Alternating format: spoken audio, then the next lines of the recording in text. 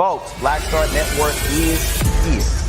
Oh, no punches! I'm real revolutionary right now. Support this man, Black Media. He makes sure that our stories are told. Thank you for being the voice of Black America, Roland. Stay black. I love y'all. All momentum we have now, we have to keep this going. The video looks phenomenal. See, there's a difference between Black Star Network and Black-owned media and something like CNN. You can't be Black-owned media and be scared. It's time to be smart. Bring your eyeballs home.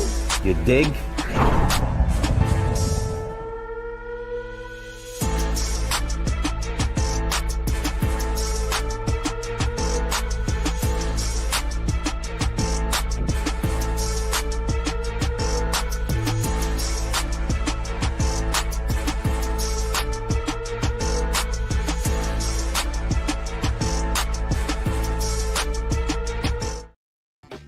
Folks, today is Tuesday, January 27th, 2026, coming up on Roland Martin Unfiltered, streaming live on the Black Star Network. Donald Trump's top Border Patrol commander is out as the Border Czar is taking over. A Minneapolis Councilwoman will let us know whether this is a welcome change of the guard.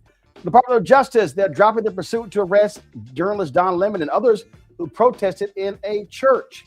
Democratic leaders are calling for the termination and impeachment of Homeland Security Secretary Kirsti Noem. She's now complaining that when she made those comments about Alex Preddy, though, that's what Stephen Miller told her to say. Attorney General Pam Bondi sends a threatening letter to Minnesota Governor Tim Walz demanding and setting conditions for the Trump administration to crack down on ICE agents in Minnesota.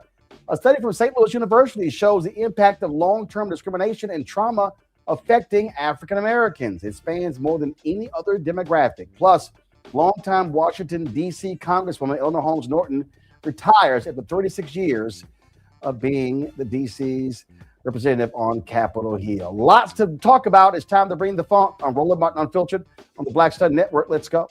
He's got it. Whatever the miss, he's on it.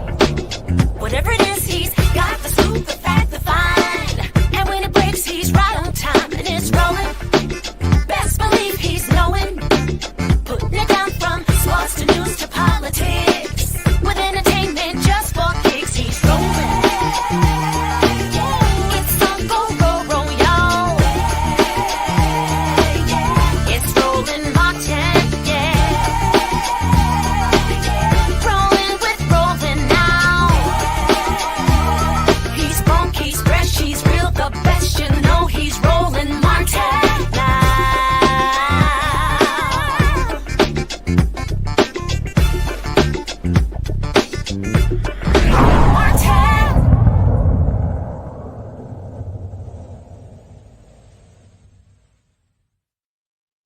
All right, Donald Trump and his imps are showing signs of retreat after federal immigration agents descended upon Minnesota late last year. As we said yesterday, top Border Patrol official Gregory Bovino and several of his agents have left Minneapolis to return to their respective jobs. The leadership switch comes after the murder of U.S. citizen Alex Preddy. White House Border Czar Tom Homeland is expected to oversee ICE operations in the city. It's a welcome change for Minneapolis. City Councilwoman Latricia Vita joins us right now. Congresswoman, glad to have you on the show. Listen, the White House realizes they've screwed up. They realize that they have been getting nailed, public opinion polling, all against them. Fox News also criticizing them as well. So what do you make of this decision? Is it going to satisfy folks in Minneapolis? Thank you for having me first, Roland. And I'm sure if we don't have 3,000 agents in our city, folks will be somewhat satisfied. What we've been arguing for is that it's not safe here. And the number of agents that have been in our city has been causing so many problems. Well, you said 3,000. They're only removing a few. They're not removing those 3,000. So are you saying that Minneapolis is saying, hey, until all these folks are gone, hey, we're not going to be happy? So we heard that they brought 3,000 in, and I think that's what we're asking. Remove the untrained officers that you have here that are wreaking havoc on our city. I don't know how many are leaving. I spoke with the mayor yesterday. He didn't have a number. I'm sure that'll come out soon, but we don't know how many are going to be removed at this point. The mayor's also made it clear that Minneapolis, they will not be participating when it comes to federal immigration laws. You've got Some moderate to center-right Democrats say, oh, that's the wrong position to take. Why are they wrong and the mayor's right? So I think what the mayor is saying is that, we don't want these criminals that they say they're targeting in our cities. And we want to know who those people are. We want to know who you're looking for and where you're going to get them from, right? Not that Minneapolis police will be going. We have very few resources in Minneapolis with the police department since the murder of George Floyd. And our police officers are saying they're exhausted with what's going on in the city. So I don't think the mayor wants to further, or none of us want to further exhaust our police department for helping with ICE agents. So do you expect the protest to continue? Do you expect the pressure to remain on ICE, Border Patrol, these federal law enforcement agents, as long as they are in Minneapolis? So I was, the temperament has settled a little bit, Roland, in Minneapolis for what it was on Saturday and then on Sunday. Yesterday, when the president and the mayor and the governor and the president had conversations around removing some of these agents, I think the temperature settled a little bit. And so I don't know that anyone would ever stop protesting in Minneapolis, but I do, and in Minnesota, because they're not just here in Minneapolis, they're in our entire state. And so I don't know that will ever stop, but I do know that removing these 3,000 officers would, people will feel relieved. Again, the Trump people keep saying, "Oh, our aim is to remove criminals." But if you look at the people they're arrested, their own data shows that's not who they're removing. And so I keep saying this is all about a television show. This is all about we're going to show this brute force and show the people who voted for us we mean business by these tough tactics against folks. Yeah, I mean, we're not seeing that. Even with my own personal experience, I know people that have been taken by ICE, and they're not these criminals that they said they were going to be picking up. And we're seeing little Liam, who got picked up in the suburb of Minneapolis, and we know that that's not what's happening, and that's what we want to be clear about. None of us in this state want the people who they say they're coming to get. What we don't want them doing is attacking everyday folks. We don't want them pulling people over, asking them for documents, and then taking them into ICE custody. We don't want them knocking door to door. We don't want people being picked up on their jobs and at the grocery stores. We want to know who they're looking for and where they're located. I'm going to bring my panel right now. Joining me on my panel is Dr. Mustafa Santiago Ali, former senior advisor for environmental justice at the EPA. He joins us out of Washington, D.C. Randy Brown, entrepreneur, author, speaker, creator of The Truthing Game out of D.C. Dr. Larry J. Walker, associate professor, University of Central Florida out of Orlando. Glad to have all three of you here. Larry, you're first. Your question for the Councilwoman. Yeah, Councilwoman, thanks for appearing this evening. Can you talk a little bit? We've heard a lot about, individuals who you just highlighted, who are U.S. citizens who are being picked up and dropped off at various locations. Is there any kind of, funding available that you sought through the city council and working with the mayor to make sure individuals who find themselves, the doors kicked in or other challenges dropped off in places, other parts of the city, will you provide people with some kind of funding in terms of helping them adjust? So the city has not, thank you for the question, Doctor. So no, the city has not helped with funding, but what has happened in Minneapolis and surrounding suburbs is neighbors have stepped up to help. There's been a lot of collection of money to help with rent. In the ward that I represent, someone's door was knocked down, and within an hour, neighbors had the door repaired. So I would say community is rallying around each other right now to help out with those things. Lots of food deliveries are being coordinated for folks who are scared to come outside. Rides are given to people to work who need to get to work, and their children to get to school also. Mustafa. Yes, I'm always curious about the impacts to children, especially when they have to deal with traumatic situations. I'm curious about the steps that you all put in place for, the children. One, to help them to better understand what's going on, but two, I'm sure there are a number of children who don't feel comfortable in being able to go to school or to a number of other locations. So how are you all navigating that? Thank you for the question. So the school system, the public school system in Minneapolis went to a hybrid model about a month ago, but maybe at the beginning of this month. So children who don't feel comfortable coming to school don't have to go to school. They can learn from home, and kids who still want to go to school can. And you made a good point around the trauma and the impacts this have on children. I know here at the city of Minneapolis, we funded lots of organizations around trauma grants, and they've reached out to a lot of the families who have impacted and provided services. There's a lot of services in Minneapolis in particular that are being utilized by our families, not only for the children, but the parents also. Randy? I know that mainstream media has blocked a lot of the news, the real news coming out of the state. But when we've become to rely on these independent journalists, people on social media, have they contacted you, the officials, to be interviewed or to participate in the conversation that's going on, since it has to be done through non-traditional means? Absolutely. I don't think I've gotten more media requests for something happening in the city. I've been elected in the city of Minneapolis for 8 years, and I think this topic, people are reaching out. People want to hear the stories. When I'm out on different scenes, when things are happening, people are there and they're asking questions from local folks, and I'm really proud of that.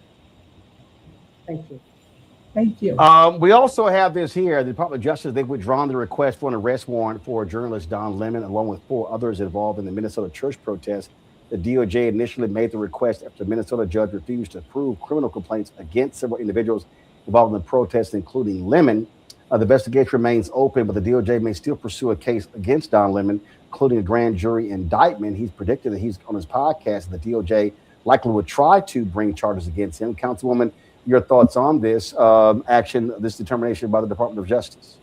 Yeah, so I've never seen anything like this. This is definitely unprecedented action. And one of the persons who was arrested that went into the church, I actually represent on the council. I know her very well, and I haven't had a chance to talk to her yet. I've still been reaching out, trying to figure out how I can help as a council member, but I've never seen anything like this. So it's going to be interesting to see how this plays out. All right, then. We'll surely appreciate it. Thanks a bunch, and good luck there in Minneapolis. Thank you. Folks, several Democrats are calling for the firing of ICE Barbie Kirsti Noem, or they would like to launch impeachment proceedings against the Homeland Security Secretary in response to the weekend killing of Alex Preddy in Minneapolis. Democratic Senator John Fetterman from Pennsylvania posted this in social media.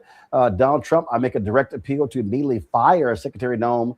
Americans have died. She's betraying DHS's core mission and trashing your border security legacy. Do not make the mistake President Biden made for not firing a grossly incompetent DHS secretary. Today, House Democratic leader Hakeem Jeffries, Democratic Whip Catherine Clark, and Democratic Caucus Chair Pete Aguilar issued the following statement about Noem. Taxpayer dollars are being weaponized by the Trump administration to kill American citizens, brutalize communities, and violently target law-abiding immigrant families. The country is disgusted by what the Department of Homeland Security has done. Republicans are planning to shut large parts of the government down on Friday so that the DHS killing spree unleashed in Minnesota can continue throughout America. That is immoral. Dramatic changes at the Department of Homeland Security are needed. Federal agents who have broken the law must be criminally prosecuted. The paramilitary tactics must cease and desist. Taxpayer dollars should be used to make life more affordable for everyday Americans, not kill them in cold blood. The violence unleashed on the American people by the Department of Homeland Security must end forthwith. Kirsti Noem should be fired immediately, or we will commence impeachment proceedings. Put the statement back up, please. Impeachment proceedings in the U.S. House of Representatives. We can do this the easy way or the hard way. That is the full statement coming from Democratic leaders in the House. Now, Axios has a report talking about the blame game that's going on. They use this language claiming that Alex Preddy was trying to massacre federal agents. This is their story right here. Well, Homeland Security Secretary Kirsti Noem, she's being blamed for that, but she is saying that, guess what? She got thrown under the bus because that stuff was dictated to her by Stephen Miller. Let me go to my panel, Mustafa. Everybody in this administration look like they're playing cover your ass. Yeah, well, I work for a number of administrations, and the buck stops with the leadership. When you do something well, of course, you give credit to the people who work for you. And if something goes wrong, you have to take the responsibility for it. This administration has a very difficult time in accepting responsibility for some of the most egregious things we've ever seen in the history of our country, or at least in the 19th and 20th centuries. It's just amazing. And it is also because we've literally got people who are dying. Some folks have called some of these situations murder. Some people have called them executions. When you look at some of the videotape, I mean, that's up for folks to make some decisions for themselves. But when I look at these individuals and them also, pushing back on folks who are asking for, more transparency and more accountability, we remember those words that said, the dead cannot cry out for justice. Only the living can do that. So when you see folks on Capitol Hill, asking for responsibility and accountability, when you see folks who are in the streets and folks who are in community who are saying these types of things can no longer go on, that should be a clear message to this administration that not only are people watching, but people are also expecting things to change. Randy.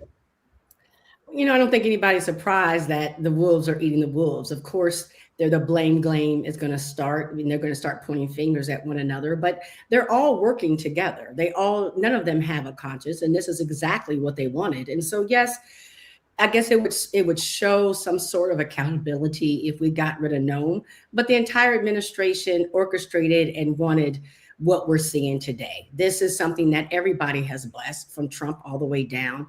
And so she's just a figurehead.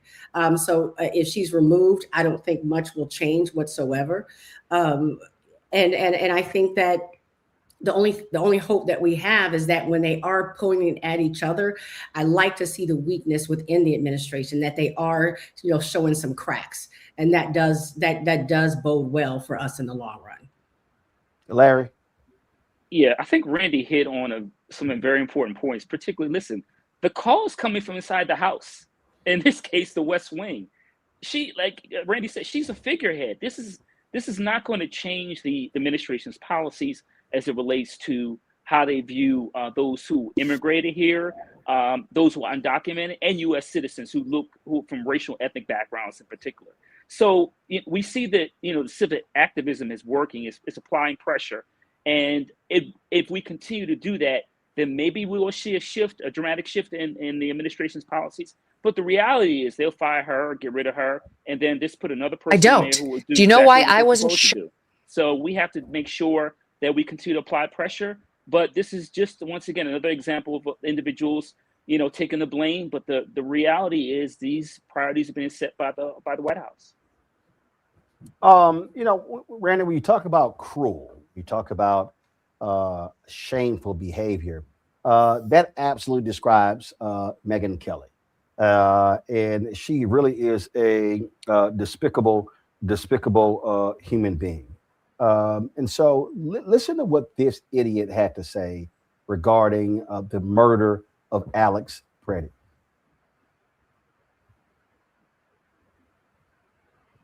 I know I'm supposed to feel sorry for Alex Preddy, but I don't. Do you know why I wasn't shot by Border Patrol this weekend? Because I kept my ass inside and out of their operations. It's very simple. If I felt strongly enough about something the government was doing that I would go out and protest, I would do it peacefully on the sidewalk without interfering, via a whistle, via shouting, via my body, via any other way. I would make my objections known by standing there without interfering, because interfering is where you go south. And laying hands on a police officer trying to, or Border Patrol officer or ICE officer trying to conduct a law enforcement operation is a felony.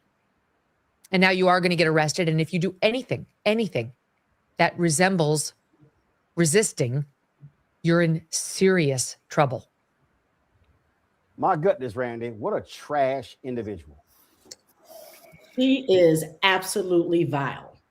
But what I will say about her is that she is consistent. And how dare she blame the victim? It's not the first time we've seen people do this. I mean, this is common in the Black community where police enforcement kills one of us and then makes us a victim before our bodies even start to cool. that she's trying to blame a man who was protesting peacefully, tried to get in the way and protect two other women, that she is blaming Pretty and calling him the aggressor. And even if he did, let's just say that he did do something wrong. Did he have to be killed? Was murder the right answer? Her heart is cold and dark and stone and just black. And I don't see heaven opening their doors for that woman. Well, what's crazy to me is you have these people, Mustafa, who have these double standards. You've got Donald Trump saying, he shouldn't have come to the protest with a gun. I'm sorry, that ain't what y'all said about some other stuff. And this is who these people are. It's amazing how they want to sit here and start just changing things up. And this is what they do. And so it's like, y'all just want to create these whole new worlds. And again, this woman has no compassion, no desire, no nothing.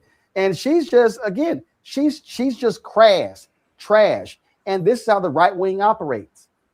Yeah, well, karma always finds a way of circling back around in lots of different ways. And you're not going to change these folks. Some of it may be truly what they believe. Others, they're trying to be a part of the rating system, and they'll continue to try and go down to the lowest common denominator and how they report. It is interesting, though. So we all have eyes, but yet they expect us not to be able to conceptualize the things that we actually see. We know that he was not being an aggressor. He was actually protecting a woman, something that my father and grandfather taught me to do. The other part of it was that, when you have an individual like Kyle Rittenhouse who brought, a semi-automatic weapon and had it out and walking down the street, they thought that was fine. So there is this double standard that exists, and, we have to call it out. But we also have to make sure that we're using the tools that we have to address some of this stuff. One of it is to continue. The Constitution allows us to stand there, to protest peacefully, to record, all the various things that you do in a nonviolent way of engaging. And then the other side of it is, as we talk about time and time again, is that when you have the opportunity to actually vote, remember these situations and then vote accordingly. And if you don't, you're going to continue to get what you get. Larry?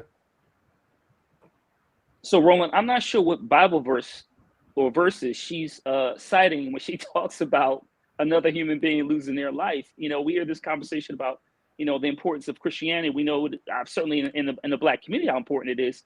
But these folks, their idea of what is fairness is shifts. And a lot of this is centered, even though the victim is white, is centered on white supremacy. We know this, right? This idea of gun rights for you, but not gun rights for others. And like I said, in this situation, it was as a white male was killed. But as Randy highlighted and Mustafa, listen, Black folks have been dealing with this issue as it relates to, government-sponsored violence for generations. Now it's shifted to those individuals whose ideologies may not match the White House and some of these other state officials. So now, people understand that we're all at risk.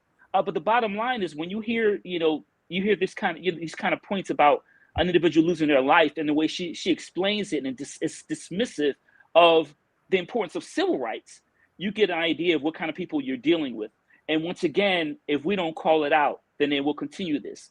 The other thing is, Roland, we have to remember, as a pundit, she's speaking to a very specific audience who agrees with what she says. So we should be mindful when we hear this kind of nonsense. Absolutely. All right, folks. I got to go to a break. We'll be right back. Roland Martin Unfiltered on the Black Star Network.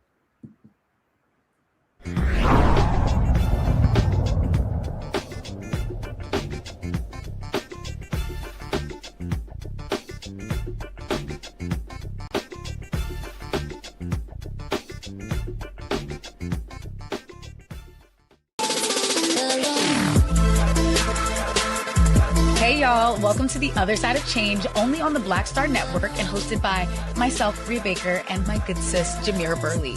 We are just two millennial women tackling everything at the intersection of politics, gender, and pop culture. And we don't just settle for commentary. This is about solution-driven dialogue to get us to the world as it could be and not just as it is. Watch us on the Black Star Network, so tune in to The Other Side of Change.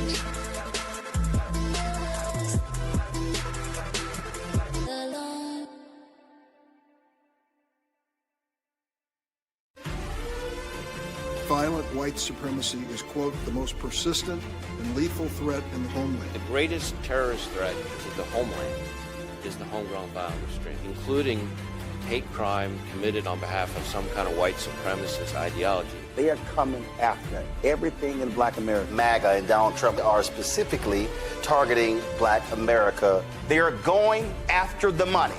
Attack Black Lives Matter. Attack critical race theory, attack woke, DEI. MAGA wants to defund Black America. This is a perfect example of their desire to completely degrade and de-emphasize Black people.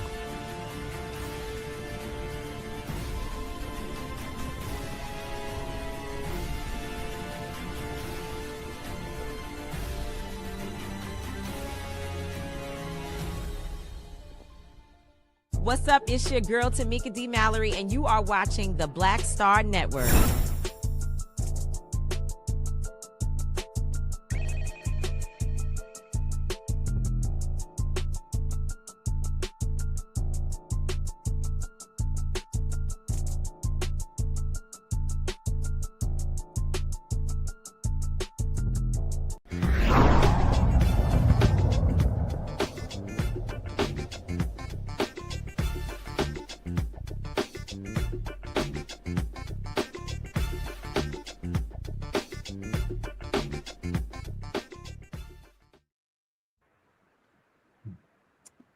All right, folks, let's talk about this absolutely crazy Department of Justice. Using the threat of continued ICE operations as leverage against Minnesota. On Saturday, Republican Attorney General Pam Bondi sent a letter to Minnesota Governor Tim Walz just hours after Alex Priddy was killed during an ICE operation.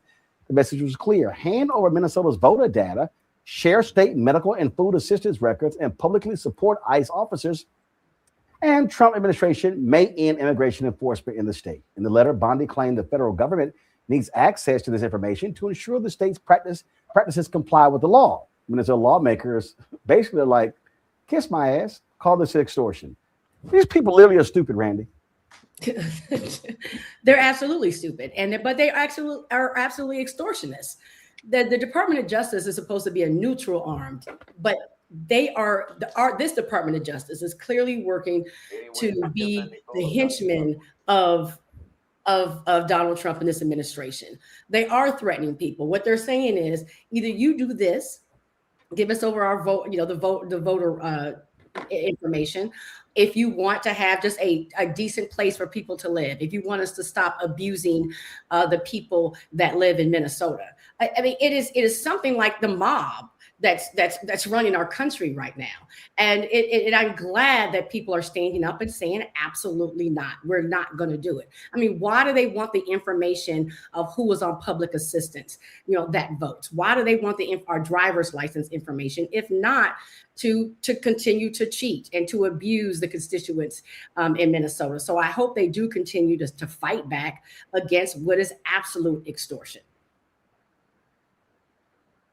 Larry, I just sit here and go, so y'all think, wait, I love this here. Give us all this data and we might take them out. Yeah, this is basically, Roland, this administration's approach to everything is give it to us or you'll feel the pain. But it would also highlight that, Roland, this is no longer a democracy. This is now an authoritarian government. Because in the past, no DOJ would have sent this kind of letter to the state demanding data and this kind of, voter data, et cetera, and explicitly saying it. But then on top of that, like you said, say, well, look, if you do what we tell you to do, then you'll be okay. And I think Randy's point is good. This reminds me of something like the movie Goodfellas that came out, back in the day. You're extorting states. And, I think the other thing is to keep in mind is that the Trump administration is not, I know they've lost a lot in court, but they don't fear going to court. And I think one of the reasons why is the Supreme Court has turned a blind eye to a lot of these illegal policies. But once again, extorting states by explicitly saying do this or is not consistent with a democracy. And it's important that we make sure that, I mean, obviously Minnesota said no, but the other states continue to stay steadfast and not provide them with some of this data, even though I know some red states have already. Mustafa. I mean, there are a number of states that have their own sets of laws to be able to, not have to follow the directive from the Department of Justice, and of course, which is coming from the White House. You have the federal 1974 Federal Privacy Act, which also creates some protections that are there. I mean, I know the law doesn't mean a whole lot to this administration unless they're trying to utilize it, but there are tools that are there to address some of this. Just like we use to deal with the mob, and we deal with, a number of other nefarious characters. There are some tools that are out there, but the ultimate tool lies in the hands of the people, being able to push back and to be able to make sure they understand that these types of actions are not going to be accepted. And of course, November is not that far away. So we have to make sure they understand that we have power, and you got to get together and figure out how you're going to use that power. Absolutely. All right, folks, the Virginia legislature, they have approved a constitutional amendment that will go to the voters for them to vote on whether or not they can actually change their district. So this is actually the vote here in the Senate. Give me 1 second. I want to show you here. This was yeas 21, nays 18 for this constitutional amendment. Now, here's the problem, though. Today, a state judge ruled that they actually did this thing wrong, and saying they actually can't have this election. They said that they're going to appeal this particular ruling to the state Supreme Court. So this takes some of the wind out of their sails on this particular issue. And this is what the Speaker of the House of Virginia said, Don Scott. Today's ruling won't deter us. Republicans who can't win at the ballot box are abusing the courts to sow confusion and block Virginians from voting. We will appeal immediately, and we expect to prevail. Voters, not politicians, will have the final say. The reason this is critically important is because it impacts the 2026 midterm elections. That is huge. You see what this all started, Larry, with Republicans, Donald Trump demanding to come up with 5 seats in Texas. That kicked this whole thing off. And Virginia's talking about 10-1, wiping out Republicans in the state and having 10 Democrats elected statewide and only 1 Republican. Yeah, Roland, I'm glad you mentioned how all this started with a demand from the executive branch, and a lot of states, and we talked about Texas a lot, have already made those changes. And so this is a setback. It'll be interesting to see what happens with the appeal, but this is critical, because some other states have already taken the necessary steps to change their to redistrict and change their maps. And so you highlighted, Roland, as the election comes, at the end of this year, what will the House look like in terms of numbers, and will we have the opportunity to see Democrats take control? And obviously things in the Senate are a lot more up in the air. But this is critical decision here, and I'm looking forward to find over the next couple of weeks, months, to find out what happens with the appeal process. But hopefully, as Scott mentioned, hopefully Democrats prevail on this issue. This is what this judge on the Tazewell Circuit Court ruled. This is a political story here. He said that Democrats, Randy, did not follow the right procedure to approve the proposed constitutional amendment that would allow for the last-minute redraw of the state's lines. He also said, the judge here said that Democrats used the still open special session. They were not allowed because early voting in last year's elections had already begun, and state law requires the legislature to pass proposed constitutional amendments both before and after an election. Hurley also ruled that the proposed constitutional amendment was not properly noticed in state courts. And so he's ruling this based upon a technicality. The judge also noted that lawmakers in the special session passed a procedural resolution along party lines with the Democratic-controlled legislature delivering the decisive votes for the resolution's passage. Because lawmakers did not vote unanimously, as is required under the legislature's own rules, and did not pass it by a 2/3 Senate majority, it was a violation of the rules governing a special session. So we'll see exactly how this turns out. But Randy, Democrats said they are going to definitely appeal this decision. And they must appeal the decision. We know, I mean, the Republicans have been very open that essentially they're going to try to stack the election as much as they can, and as they always have, because they know if an election is run fairly, that the Democrats will prevail. So the Democrats have to, it behooves us to ensure that we have a counterattack, and we're ensuring that we do take over the House. We have to. So I'm going to be watching very closely in Virginia and all of these states where similar things are happening to secure these elections, these elections are done also fairly. Mustafa? Well, it always goes down to fair maps. I keep talking about that all the time. In this situation, the Republicans are the ones that brought, who started the ball rolling. And I'm pretty confident that when folks went into the war room to decide that they wanted to move down this road, they ran all the various scenarios. They understood what was needed in this moment. But again, we'll see how it all plays out. Anytime you're dealing with the courts, you're never going to be 100% sure about anything. I do want to talk about this here. And I've raised this a number of times. I don't think people really understand. We talk about population shifts in this country. You look at to be elected. It's look. You win the popular vote in the state. You win the electoral college, and the number is 270. And listen, Democrats. This is why now people need to understand something. Republicans want to do their best to restrict the census. That means that whoever wins the White House in 2028, they're going to be in control of the census. Well, when that census comes up, the American Redistricting Project, and I've been seeing these numbers for the past several years, it's not going to bode well for blue states when you have the next census. And this is also one of the reasons why when you see Republicans out here, they're saying, "Oh, Democrats want to bring in these voters because they want to steal elections," but the Republicans are desperate to try to control population. So just check this out. Understand here. Look at this map here, and that is based upon when you look at the census that'll be done 2030. Texas is expected to pick up 4 seats.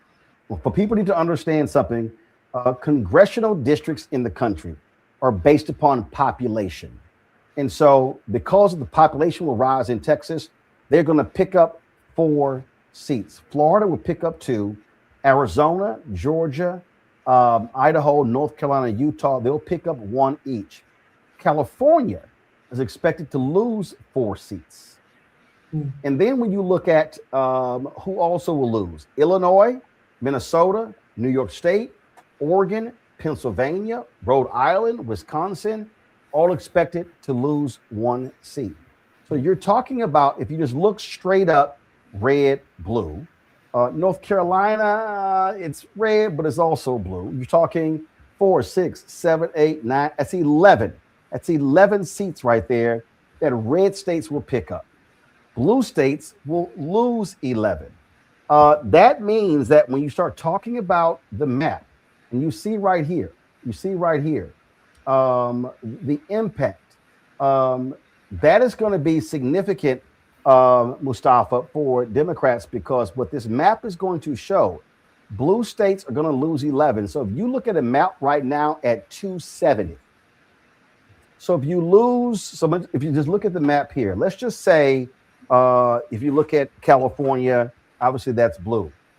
One of the reasons why, and I've been saying this, Democrats are going to have to do some serious work in driving out the black vote in North Carolina and Georgia.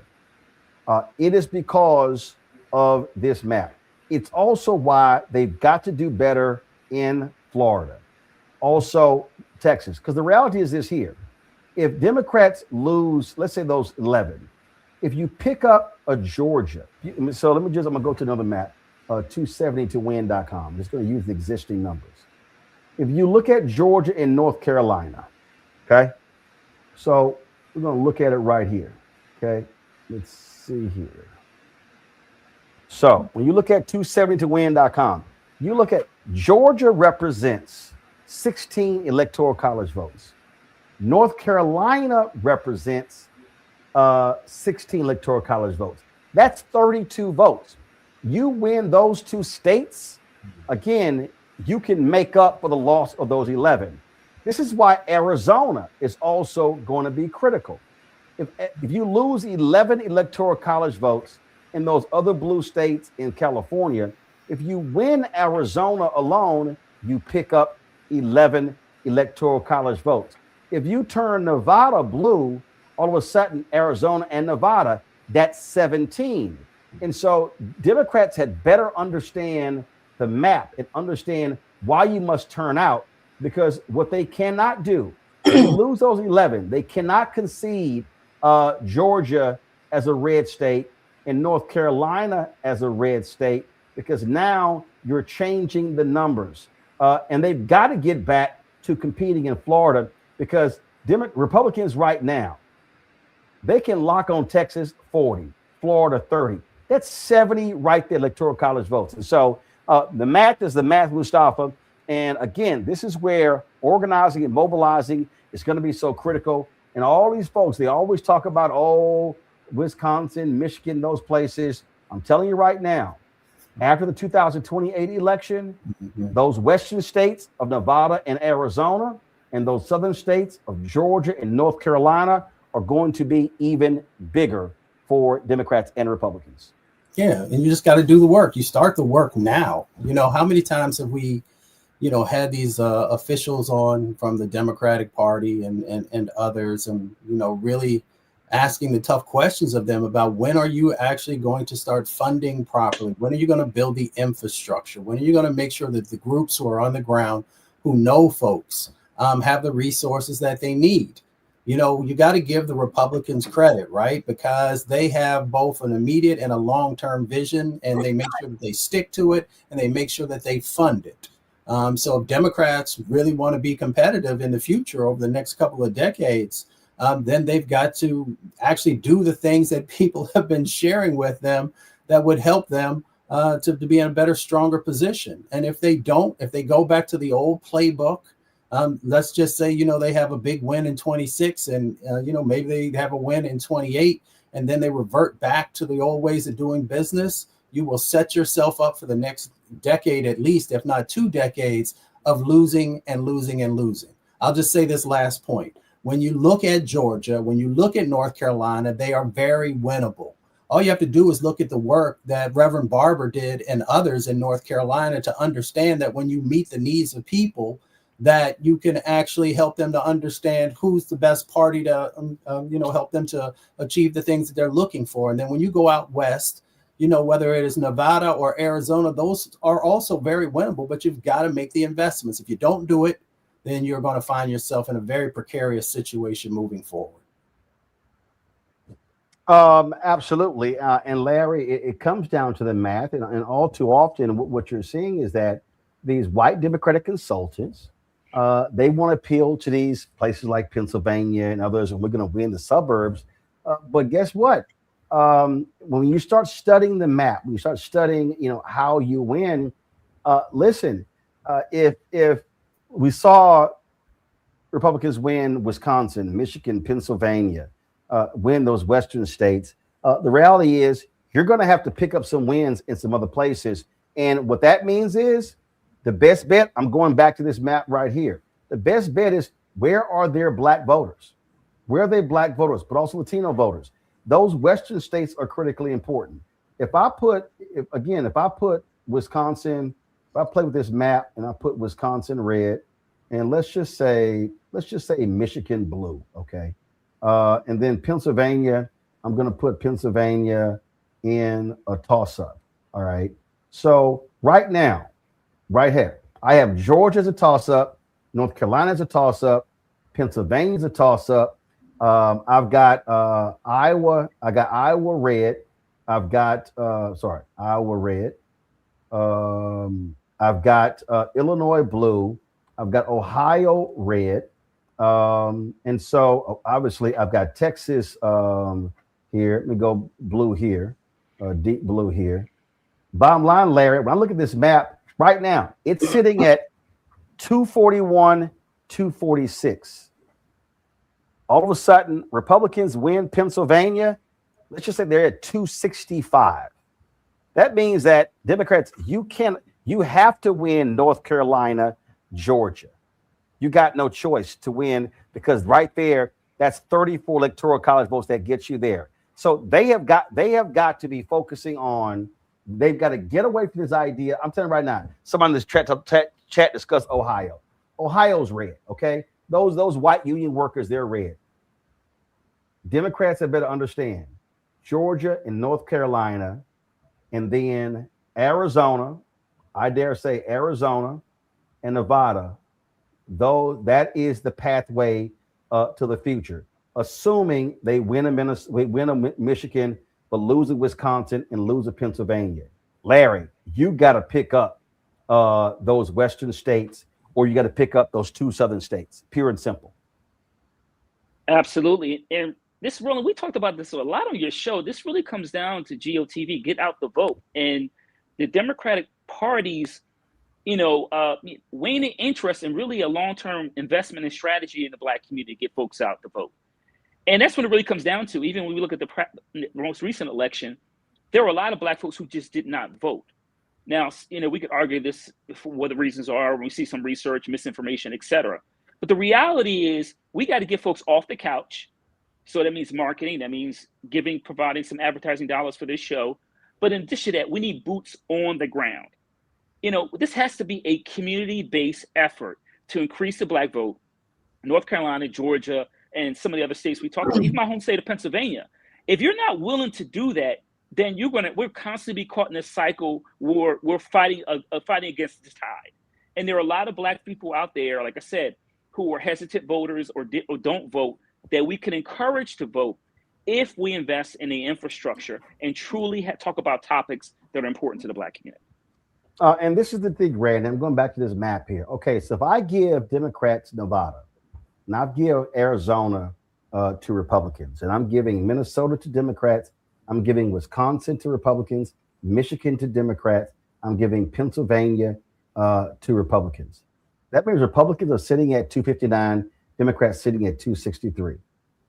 This right here, this state right here, it comes down. And again, that's I'm giving Georgia. That's also based upon Georgia being blue. Okay, so let's say Georgia goes blue. Okay, let's say Georgia stays red. Republicans at 291. Okay, now if I give North Carolina, if Georgia goes red, and North Carolina goes to Democrats, Republicans still at 275, which means Democrats have got to win a Nevada. So they have to, if they split Georgia and North Carolina, they got to win one of the Western states. If they lose, Randy, if they lose both Western states, Nevada and Arizona, but they win Georgia, North Carolina, boom, they're at 273. Right. Math is the math. That means Latino voters, that means Black voters, Latino voters in the West, Black voters in the South. And these folks need to stop using the same old tactics they've always used and focusing on the same audience and taking and really just taking Black voters for granted and not targeting us. They've always just said, oh, they're going to come out and vote and they're going to vote Democratic. And no, they first of all need to be, realistic about the real situation of what's been going on. First of all, this current administration has done so much to strike fear in the hearts of Black and Latino voters. I think people are going to be more hesitant. So they need to realize they need to do some more work. They also need to realize that not take people for granted and that they need to target us, talk about the issues that really, really affect us, like Dr. Walker was saying, that we care about, and to get us out there and vote and be creative. I do get sick of, we sit on the show and we talk about there really are these same people who call themselves experts leading these drives, but they're not, it doesn't seem like looking at what's happening now. What's the current situation of America, and they're just depending on the same old way of doing things. And we need for them to wake up, take a real look at what's happening, because we can absolutely win those states. I mean, there's no reason we cannot get North Carolina, and no reason we cannot get Georgia and Nevada and Arizona. And quiet as kept, I really think if this administration continues on the path that they're going right now, in Texas, where there's more Black folks in Texas than anywhere else, I mean, Florida has to be shook about what's going on. We can't just assume that those states, that we don't have to do anything in those states because they're lost, because I think we have a real opportunity to actually win those states and make and create some penetration there. So just so people are clear, this is the existing map, okay? And again, I need you to understand something. After the 2030 census, it's estimated that California is going to lose 4. And then you're going to see a loss of 7 others. So right now, if you're talking about blue states, California, if I'm going to go back to the graphic here, this is what they are saying. They're saying that that Illinois, California, Illinois, Minnesota, New York, Oregon, Pennsylvania, Rhode Island, Wisconsin, they're going to lose 11. I gave Pennsylvania to the Republicans. That means, folks, that according to, if you're talking about 2030, that means when you look at this map, where you see right now, give me one second, I made a mistake here. When you look at this map right here, that means that this map, 273, Democrats will lose 11 with the census in 2030. So that means that's the equivalent of the Republicans losing Arizona. That means that if you lose 10, because I gave Pennsylvania to the Republicans, they're going to lose 1, which means that even if Democrats win, and this is the key, folks, if Democrats win Georgia, North Carolina, they got to pick up 11. Arizona becomes even more critical. That means Wisconsin becomes critical because Wisconsin has 10. So the math is the math. So I'm telling you right now, folks had better understand massive turnout. You got to be connecting with voters to get them to the polls. All right, going to go to a break. I'll be right back on Roland Martin Unfiltered of the Black Star Network. Support the work that we do. Join our Bring the Funk fan club. Conversations we have, y'all know you ain't getting anywhere else, but your resources are critically important for us to do the work that we do. If you want to contribute to our fan club, again, our goal is to ask for $50 each from our fan base. The goal is to get 20,000 people donating on average $50 each a year. That's $4.19 a month, 13 cents a day. If you want to contribute via Cash App, use the Stripe QR code to see it right here. Click the Cash App Pay button to contribute. Checks and money order. Make it payable to P.O. Box 57196, Washington, D.C. 2003 7-0196. PayPal is R Martin Unfiltered. Venmo RM Unfiltered. Zelle Roland at RolandSMartin.com. Roland at RolandMartinUnfiltered.com. We'll be right back.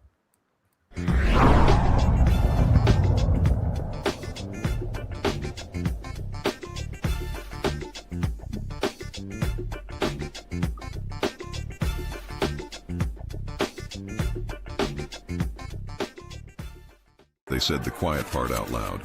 Black votes are a threat, so they erased them. After the Supreme Court gutted the Voting Rights Act in 2013, Republican legislatures moved fast. New voter ID laws, polling place shutdowns, purges of black voters from the rolls. Trump's Justice Department didn't stop it, they joined in. In 2018, his DOJ backed Ohio's voter purge system, a scheme that disproportionately erased black voters. Their goal, erase black votes and political power. Yeah, that happened. These are the kinds of stories that we cover every day on Roland Martin Unfiltered. Subscribe on YouTube and download the Black Star Network app. Support fact-based independent journalism that centers African Americans and the issues that matter to our community.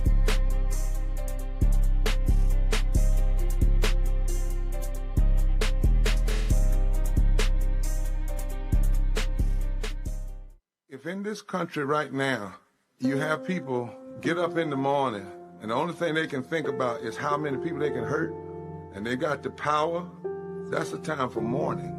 For better or worse, what makes America special, it's that legal system that's supposed to protect minorities from the tyranny of the majority. We are at a point of a moral emergency. We must raise a voice of outrage. We must raise a voice of compassion. And we must raise a voice of unity.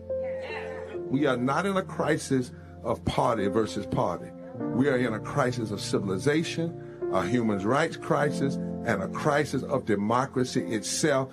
And guess what? You've been chosen to make sure that those that would destroy, those that would hate, don't have the final say, and they don't ultimately win. Hey, I'm Malcolm Lee, and you're watching the Black Star Network.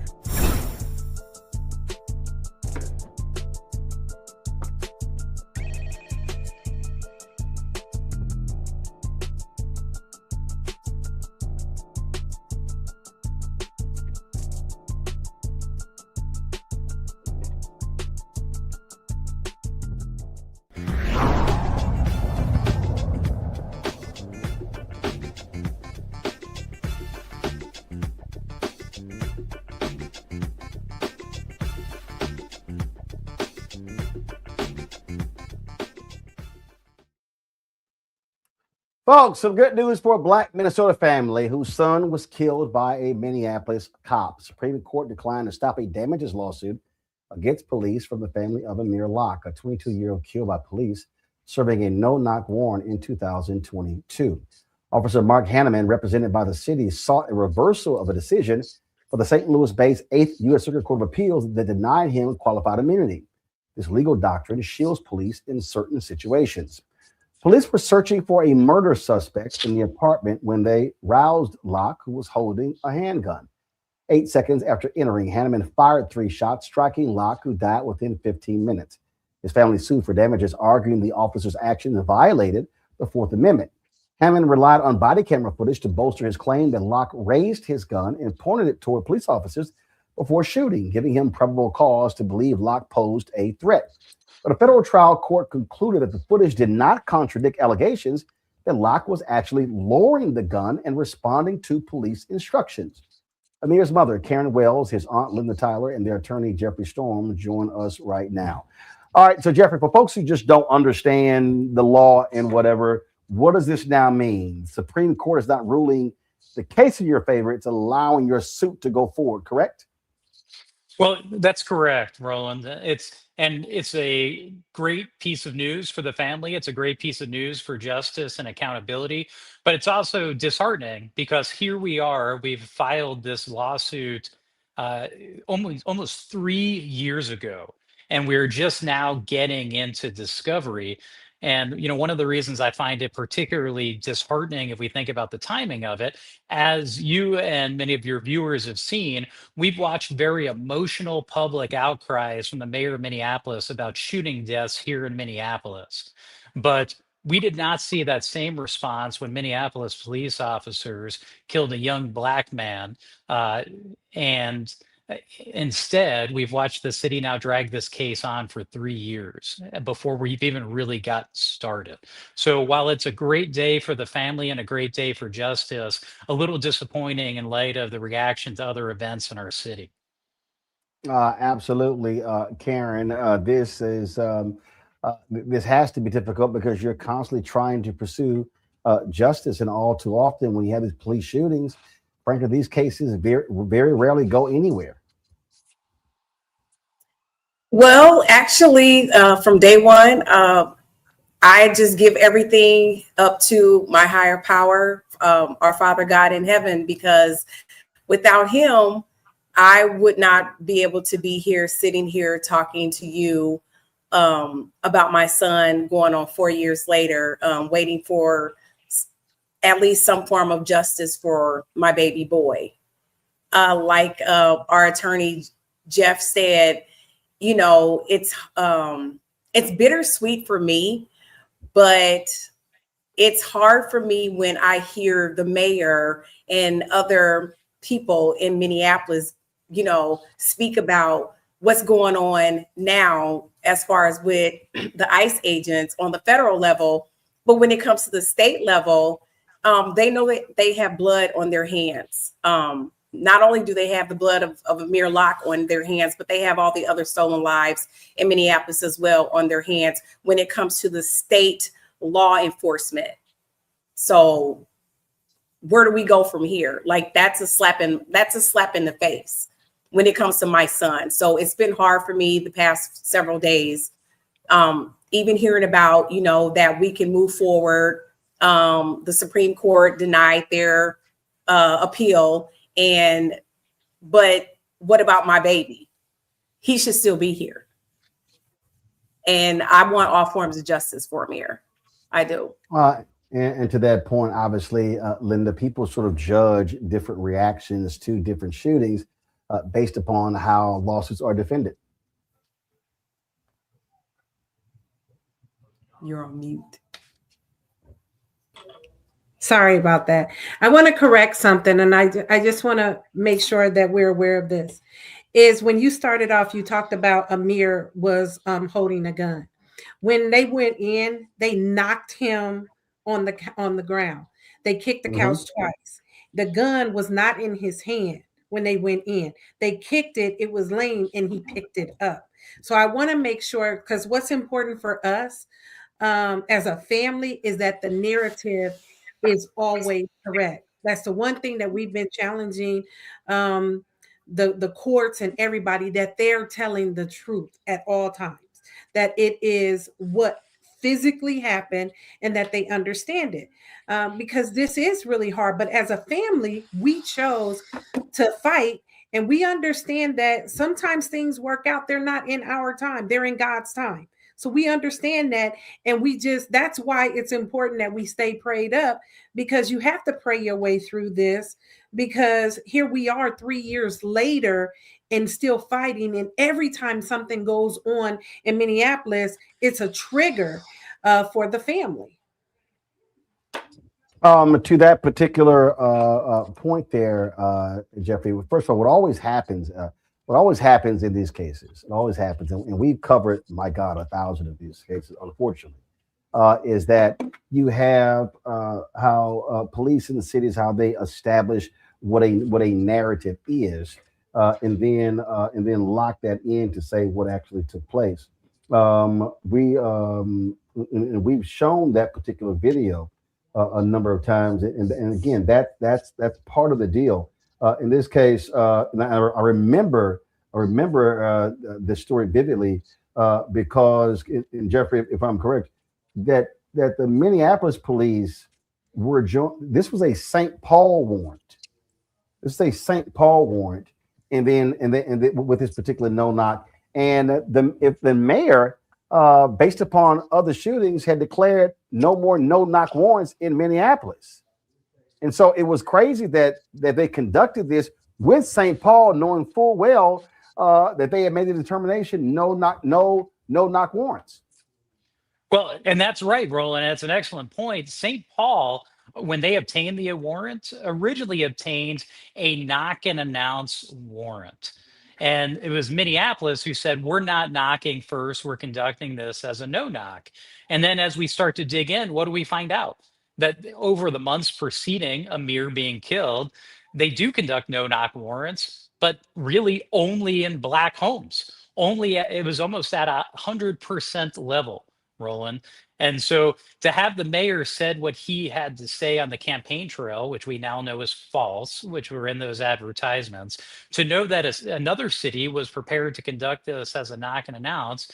And here we are. We filed this lawsuit 3 years ago, and they fought it up all the way to the Supreme Court before we even got going.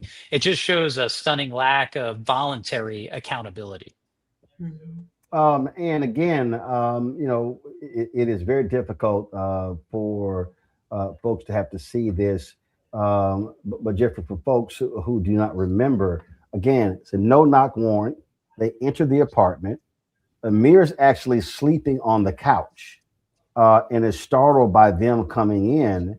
And so Jeffrey, then what happens? Well, what you see happen is they shout a whole bunch of confusing commands at Amir where they bust in. And within seconds, Amir shows textbook trigger discipline. You can see there is a gun at some point in Amir's hand, but Amir is pointing the gun down. His fingers clearly never on the trigger. He's raising his thumb up, which is another sign of disarming oneself, and starting to put his other hand in the air. As you're talking, I found one of these. And so this, it's one of those body cam footage. Go right ahead. But so you actually see Amir do what you would expect a reasonable gun owner to do who might have a weapon near them for protection, which is identify what's going on, observe it's not a threat, and relinquish your weapon. Where meanwhile, Officer Hanneman, who shot Amir, had the benefit of being awake, had the benefit of knowing that they were going to be conducting this warrant, and he simply did not give Amir the opportunity to complete the act of compliance that he already started and save his own life. And here the court critically recognized the mere possession of a firearm in the United States of America should not result in you being shot and killed. We are allowed to possess weapons in this country. It's a well-established right, the second in the second order in terms of the Bill of Rights. And you cannot just shoot him because he possesses a gun. And so here we have a young man who did everything you were supposed to do to de-escalate a situation and prevent a tragic outcome.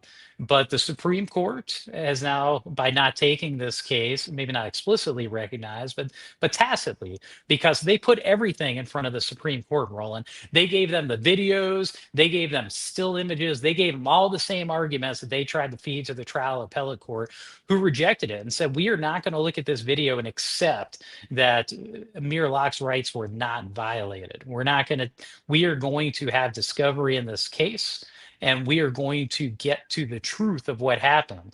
And I think it's really powerful that the Supreme Court did have all that evidence. They had amicus briefs from very powerful law enforcement agencies represented by great local attorneys who were pushing the Supreme Court to take this case, and they still said no. And so, and I will tell you what gives me some hope for this case, Roland, I know that whenever we take one of these cases on, we always look at it as, hey, there are going to be some struggles.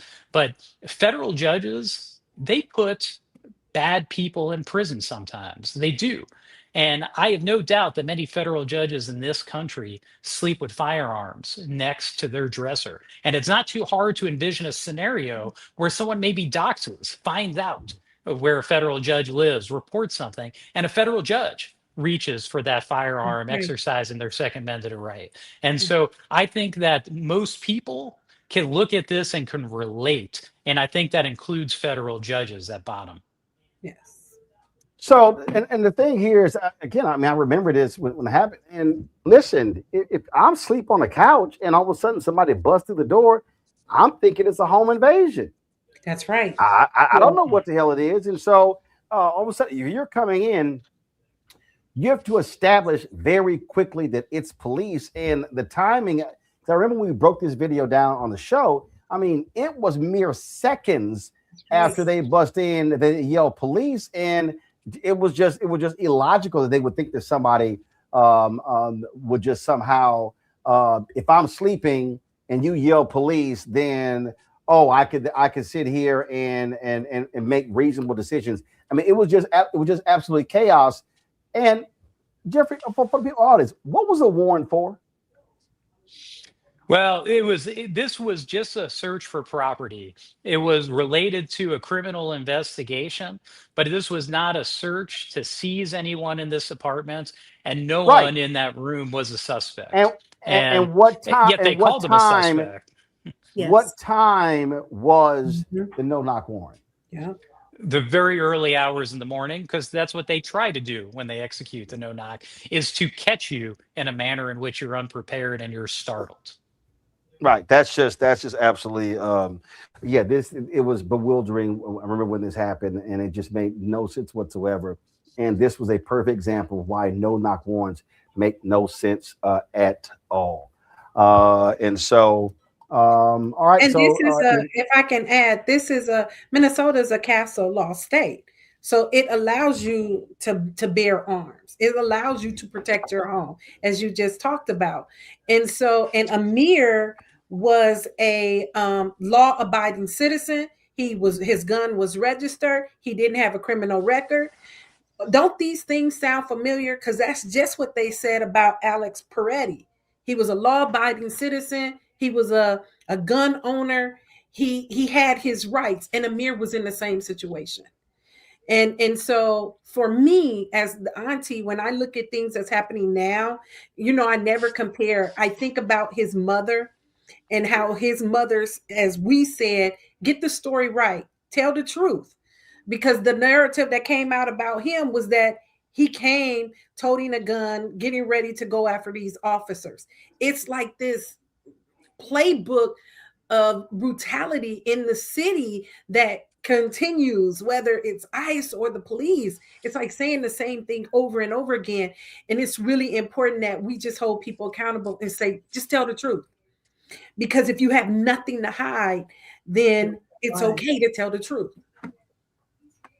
Well, we've done so many of these stories, and the idea of telling the truth, that's a little hard for a whole lot of these officers.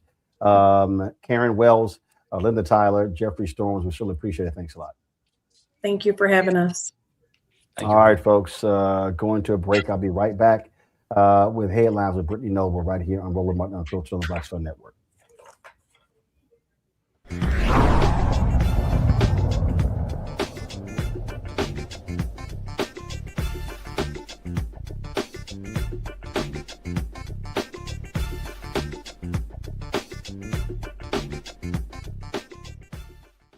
If in this country right now, you have people get up in the morning and the only thing they can think about is how many people they can hurt, and they got the power, that's the time for mourning. For better or worse, what makes America special, it's that legal system that's supposed to protect minorities from the tyranny of the majority. We are at a point of a moral emergency. We must raise a voice of outrage. We must raise a voice of compassion. And we must raise a voice of unity. We are not in a crisis of party versus party. We are in a crisis of civilization, a human rights crisis, and a crisis of democracy itself. And guess what? You've been chosen to make sure that those that would destroy, those that would hate, don't have the final say, and they don't ultimately win. I'm Risa Colbert, and you're watching the Black Star Network.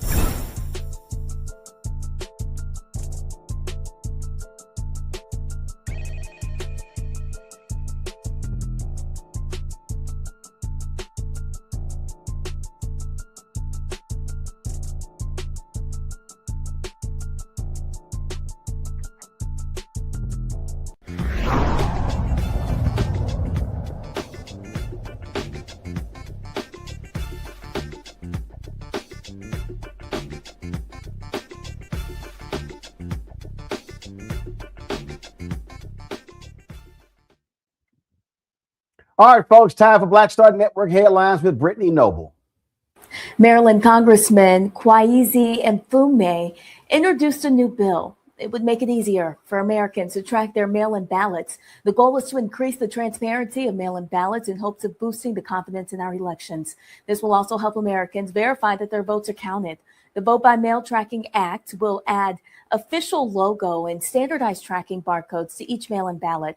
This will also allow voters to track their ballot status. In North Carolina, a former police officer is suing another ex-officer who shot him more than 10 times during a 2019 drug raid. Former officer Clarence Belton says that the only Black member of the FBI Safe Streets Task Force, and he was first accidentally shot by another task force member during a standoff with a suspect. As Belton tried to crawl to safety, he was then shot repeatedly by Task Force Officer Heather Loveridge until someone yelled that Belton was a cop. The Charlotte District Attorney's Office declined to file criminal charges. Loveridge was fired in 2020 and now argues that the civil lawsuit should be dismissed under qualified immunity.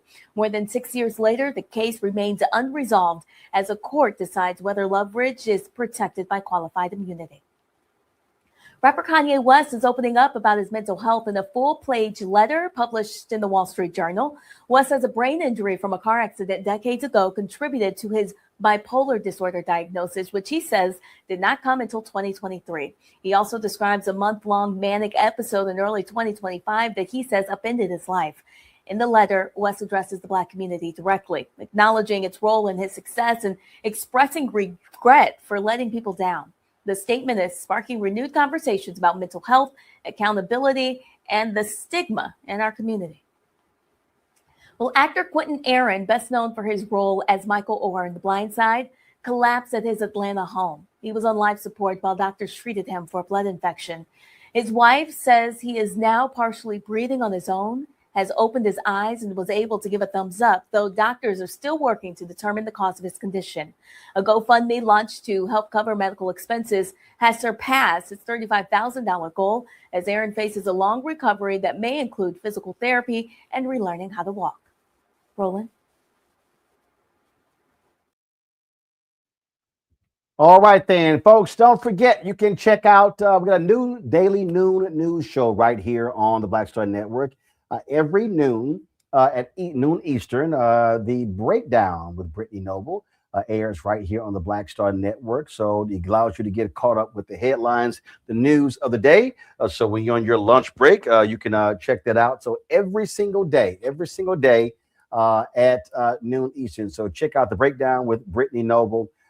This is a new show. We launched it on Monday. And so it's all about giving you another way of getting the news that we covered. So lots of stuff to talk about, lots of stuff to break down. And so you can certainly check that out. And so again, every day, noon Eastern, on the Black Star Network, the Breakdown with Britney Noble. Check it out. Folks, a recent study conducted by brain science researchers at Washington University in St. Louis indicates that nearly half of the mortality gap between Black and white adults can be attributed to the cumulative effects of lifelong stress and inflammation. The researchers analyzed blood samples from over 1,500 Black and white adults as part of a 17-year aging study in the St. Louis area. They discovered that lifelong stress, including experiences of trauma, childhood adversity, discrimination, and economic hardship, was linked to higher levels of inflammation and earlier mortality. According to federal data, the life expectancy for Black Americans is just 74 years in 2023, among the lowest in the nation. Health equity researchers note that this kind of research has been targeted for elimination by the Trump administration because it is associated with diversity, equity, and inclusion. See, that right there, Randy, is the problem. See, the Trump folks don't want to deal with the reality of systemic racism, don't want to deal with the impact of things that have happened between Blacks and whites. And this is a perfect example of what's true, what's fact.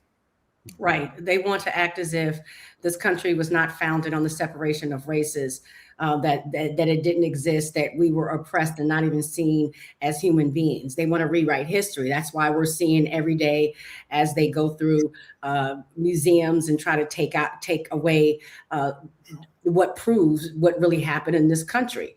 I mean, if they deny the history of America and actually what's happening right now, then it's easy for them to say there is no reason to have diversity, equity, and inclusion programs.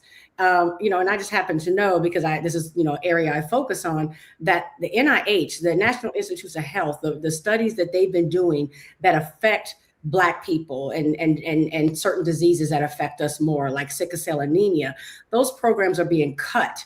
It's going to have tragic consequences for Black people, because they're saying if there's something that is targeted for Black people or helps Black people, then all of a sudden somehow that's racist. That's reverse racism, which we all know that reverse racism isn't real and is absolutely ridiculous.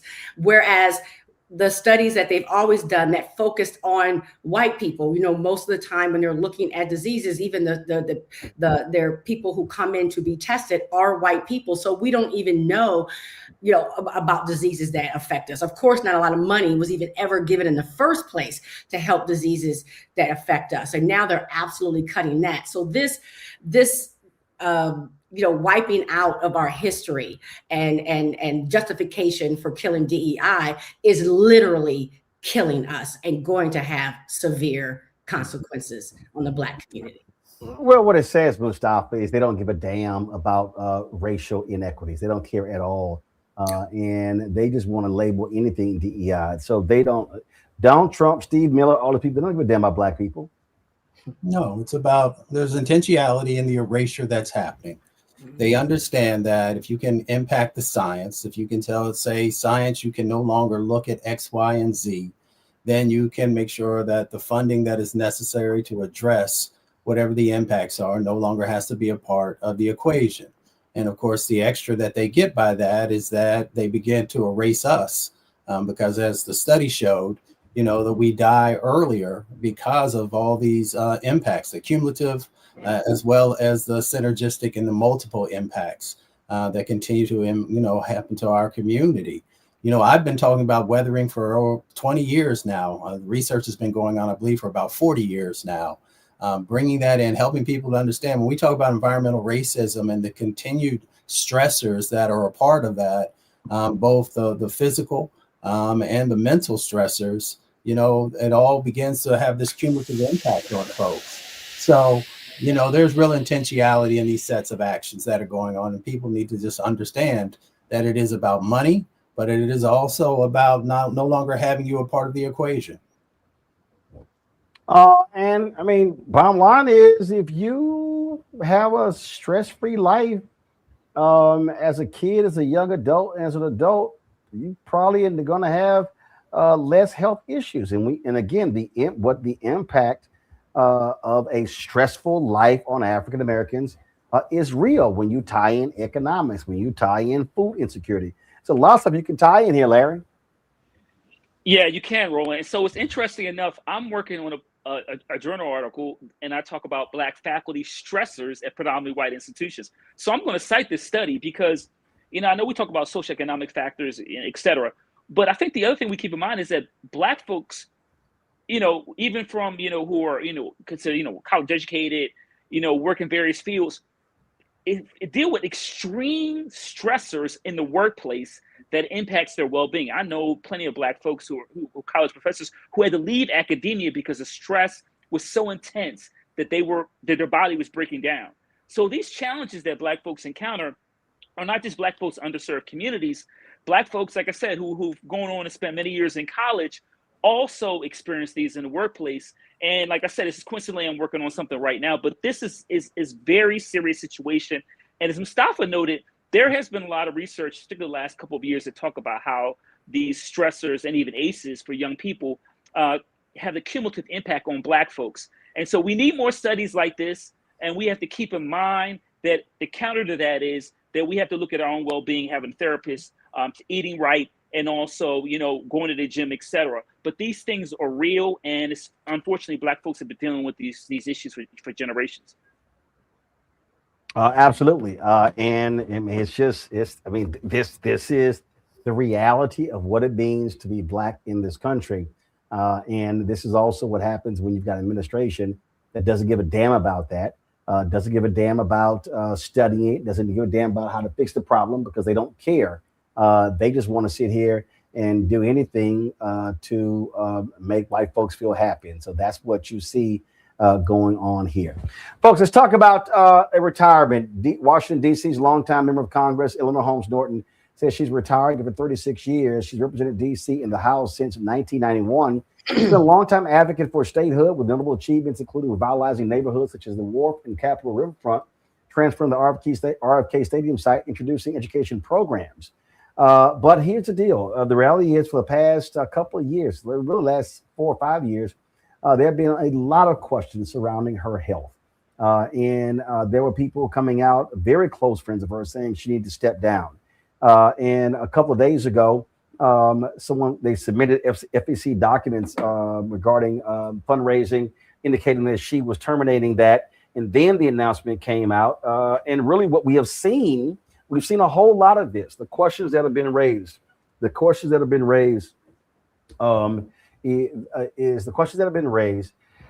just is it Alzheimer's, is dementia, whatever. And the problem is it colors her long career. Mustafa, a career as a civil rights activist, as EEOC, as member of Congress. And it's one of those things that, and we've dealt with it on this show. We were one of the first folks that said she needed to step down and not run it. We said she should not have ran in 2024. And this is the issue that people raise, that sometimes when you're around too long, knowing when it's time to go and pass the baton to the next generation. We're thankful, right? We're thankful to her for everything that she has done. She deserves to rest. Too many of our elders have to continue and, to carry the baton. And as you just said, we need to make sure that we have plans in place for them to be able to pass that baton. We need to make sure that, this next generation is trained up so that they can take it to the next level. We just talked about, weathering and stress, and to be in the fight on Capitol Hill for DC statehood and a number of other critical issues. She had to carry all that weight. So we just need to be able to create scenarios and situations where we continue to honor our elders who've given so much, to let them know that it is okay to rest, to let them also understand and know that we are still going to need them. We need their wisdom, and we will call upon them in certain situations, but it is okay. You've done all that you needed to do. And now it's time for somebody else to step in and to continue the fight, if you will. So I'm thankful for everything she did. Yes, and for a whole bunch of our folks, Larry and myself working on Capitol Hill, we saw members who were there 10, 20, 30, 40 years. And we've got to just change that scenario and also say thank you. To that point, Larry, again, when we talk about service, we talk about what you do, and even this conversation shows it. If you leave at the right time, the focus is on what you did. But if you stay too long, the focus is your state of mind and you staying too long. Roland, this really is heartbreaking. And Mustafa highlighted some really important points. My former boss saw when Dan at the Governor Reform Committee with Congressman Holmes Norton, and I saw her at her best and had the chance to work with her and her staff on a number of occasions. And to see, that vibrant person, knowledgeable, et cetera, to what we see today, it is heartbreaking. And it's unfortunate to say when people often stay in politics at the federal state level, and particularly in this case, seeing your sheroes diminish and not what they used to be, and her own, former staffers calling her out and saying she stepped down. It really does break my heart. Particularly, like I said, is she a member of the Congressional Black Caucus? But this is once again an example in which sometimes it is important to pass the baton. The one thing about leadership is you have to have a transition plan, right? Who's the next individuals who's going to take the lead to make sure the next generation of Washingtonians, and I live in the city, can make sure that we're protecting members of the Black community, and particularly as we've seen these ongoing fight in this to take over the city by the administration. So once again, I'm saddened to see this happen. But once again, this is a cautionary tale in terms of politicians learning when to transition out. Randy, this video I'm playing right now, this is a video that Mayor Muriel Bowser put out as a tribute to Congresswoman Eleanor Holmes Norton. Randy, go ahead. Share your thoughts. Oh, I thought some sound was going to come with the video. Sorry. No, go ahead. But absolutely. I mean, I'm glad to see this video. I hope she knows how very much we respect and value her and how thankful we are for her service. But absolutely, as everyone has already said, there needs to be really, almost, I think, term limits when we have to be honest about the aging process. And, we need people that have the energy to be able to fight. It's particularly us. And we don't have the same energy as we age sometimes. So I'm happy for her that she will be able to rest in these years. But I am also happy for the district, as we transition and we have someone who could maybe bring, a new vigor, because it has been, there has been a slow decline that people have been watching Norton suffer through. And so I think new beginnings are great. This is a video that DC Vote put out. So let's check this here out. One of our mayors dubbed me the warrior on the Hill. You've got to have somebody who not only fights back, but enjoys fighting back. Gentlewoman yield. Home rule. I will not yield, sir. The District of Columbia has spent 206 years yielding. You have had your say. That you think that the people who live in your capital are not entitled to a vote in their house. Shame on you.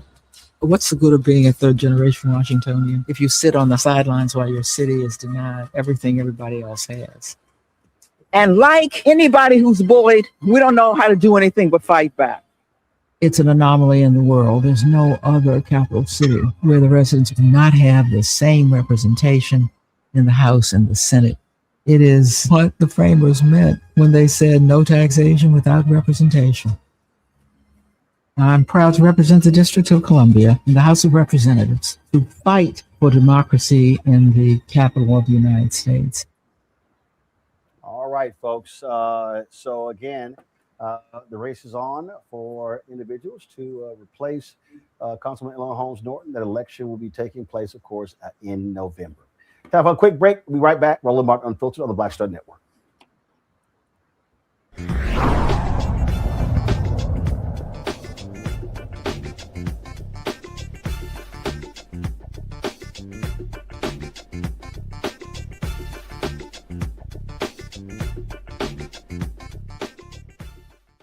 If in this country right now, you have people get up in the morning and the only thing they can think about is how many people they can hurt, and they got the power, that's the time for mourning. For better or worse, what makes America special, it's that legal system that's supposed to protect minorities from the tyranny of the majority. We are at a point of a moral emergency. We must raise a voice of outrage. We must raise a voice of compassion. And we must raise a voice of unity.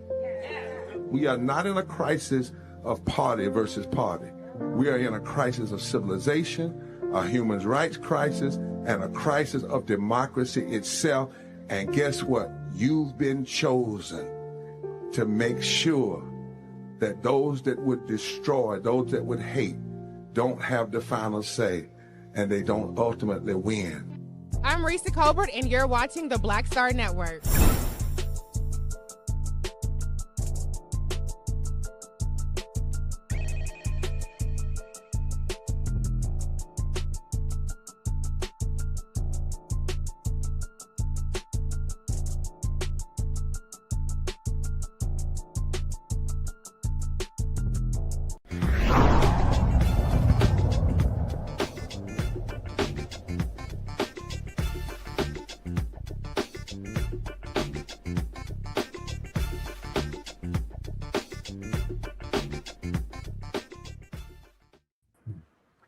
Saw this story where the co-head of Latinos for Trump said Stephen Miller's going to cost us the midterm elections. I don't know what planet she's been living on, but trust me, it goes beyond Stephen Miller. You've got critical elections this year. And really the question that I think is in the air, and we look at these various polls and what they show. For instance, there's this new generic ballot poll showing when it comes to independent voters. That I'll quickly show you this here. Democrats 49%, Republicans 23%. Last poll, Democrats were plus 15% and now plus 26%. And listen, you got to make the case. But I keep saying, Mustafa, and I'm going to continue to say it as long as I got breath in my body, that You have to run elections today a lot different. Today, you really have to be focusing on much earlier, being able to reach folks at an earlier stage, talking to people at an earlier stage. Really, as I say, enlightening, empowering, informing, that kind of educating folks. That has to happen. But this comes down to a massive turnout game, and we better understand that when Donald Trump and his folks are asking for the voter rolls, they are desperately trying to suppress the vote. They do not want a massive turnout in November. Yeah, they do not want it, but it should happen, and it will happen if people make the investments. Folks are fired up right now, right? Jobs are not being created.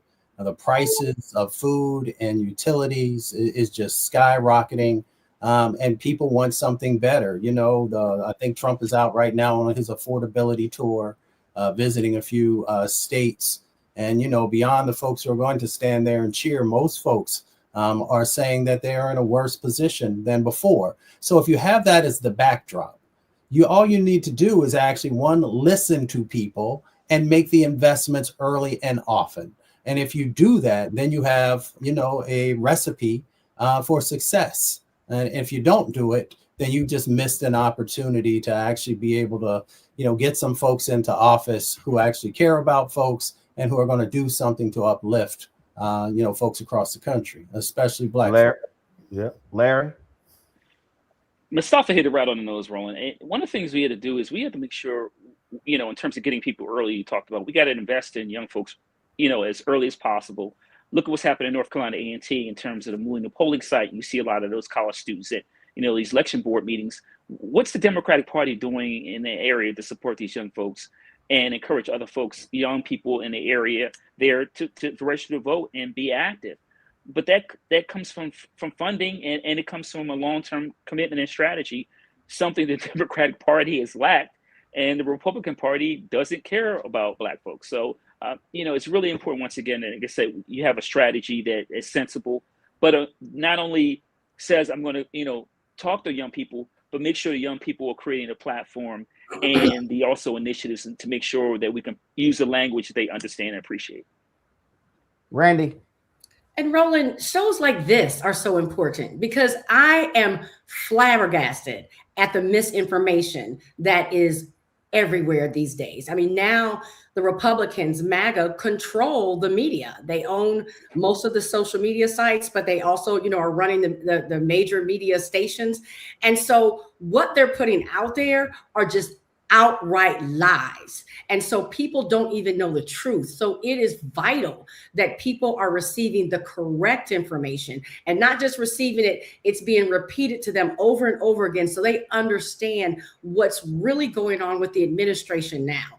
And so, and also, I don't want the Democrats just to count on I'm anti-Trump, but tell us what you're going to do differently. What is your plan? People want real concrete information about how their lives can be better than their lives can be better than they are today. Absolutely. Hey, folks, Senator Raphael Warnock dropped this video about 30 minutes ago. He went to Minnesota and he shared this. So I want to go ahead and play it for our audience as well. And so I'm spending time on the streets of Minneapolis. And while this is indeed a dark time in our country, I have to tell you that what I'm seeing from the people of Minneapolis is no less than inspiring. With courage and commitment, they are standing up against Trump as he tramples upon basic American rights. ICE cannot continue in this way, kidnapping children off of streets, killing Americans with impunity, barging into homes without a warrant. This cannot stand. And it's the people who are standing up in this moment. Here's my promise to you. As I stand up in the United States Senate, I will block ICE funding. I will use the power of oversight to hold them accountable. Keep raising your voice and know that I'm standing. All right, folks, that was, again, U.S. Senator Raphael Warnock. Quick break, come back. Shop Black Star Network Marketplace segment. You're watching Roland Unfiltered. the Black Star Network. Support our work. Join our Britney Funk fan club. You want to give via Cash App, use the Stripe QR code. You see it right here on the screen. Also, you can also support via checks and money order. Make it payable to Roland Martin Unfiltered, P.O. Box 57196, Washington, D.C. 2003 7-0196. PayPal, R. Martin Unfiltered, Venmo, RM Unfiltered, Zelle, Roland at RolandSMartin.com, Roland at RolandMartinUnfiltered.com. Back in a moment.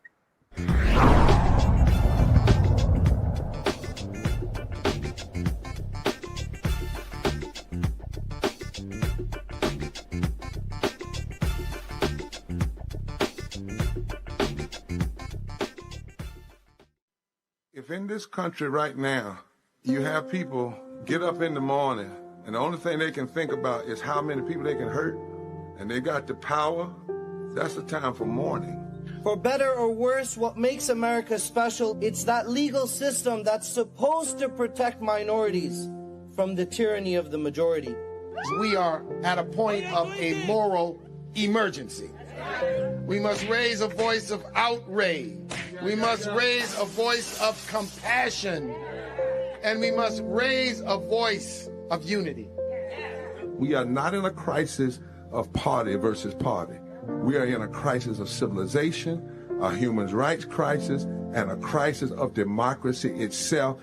And guess what? You've been chosen to make sure that those that would destroy, those that would hate, don't have the final say, and they don't ultimately win.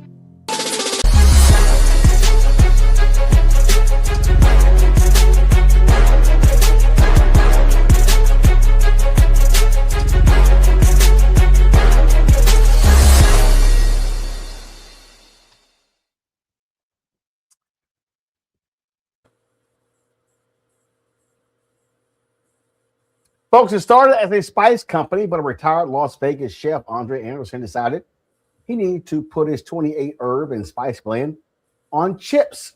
Thus, Symphony Chips were born. Andre's son, Don Andre, is now continuing his father's mission, providing a healthy snack option. Don Andre joins us from Atlanta. Glad to have you here. Okay, so he put it on chips. Like, how? What was it? Was he just like in the kitchen going, man, let me do something else with these herbs and spices? Actually, Roland, and first of all, let me say it's a pleasure to be here. I'm a big fan of the show. But no, what happened was my dad, as you mentioned, a retired restaurant chef from the famous Las Vegas Strip. He actually made me breakfast one morning, and he put the spices on some eggs. And we've all had eggs before, just a little salt and a little pepper.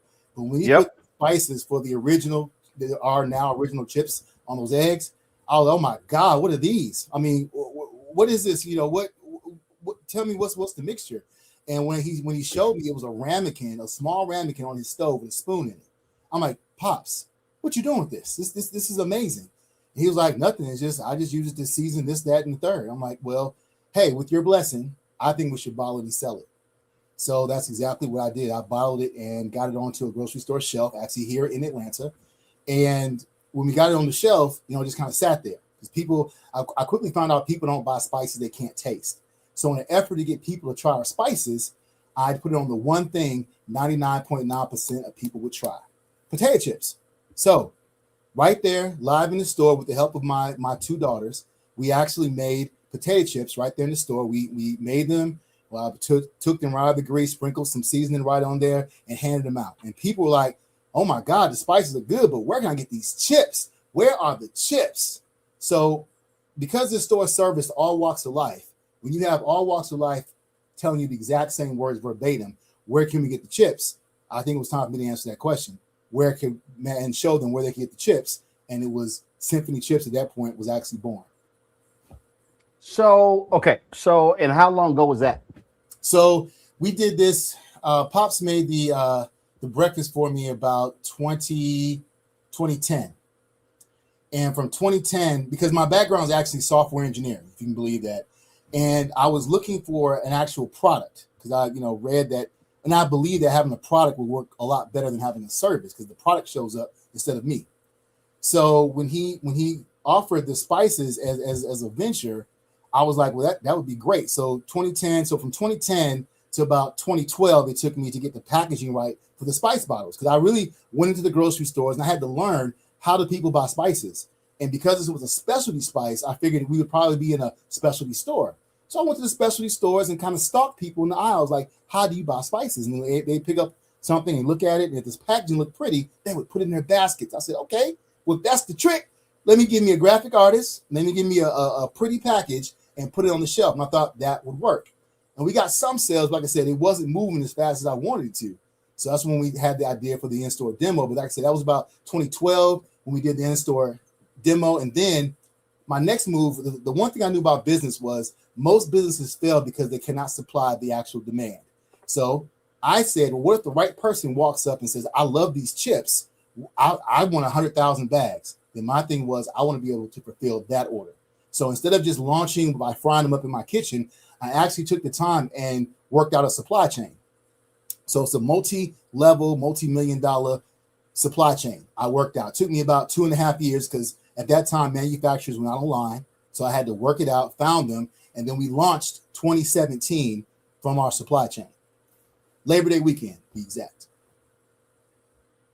Actually, that's set pretty cool there. And so, and how have you been able to expand the business? So that came down to marketing, right? Because at first I figured, we were a potato chip company, we're all natural. We'll just go everywhere.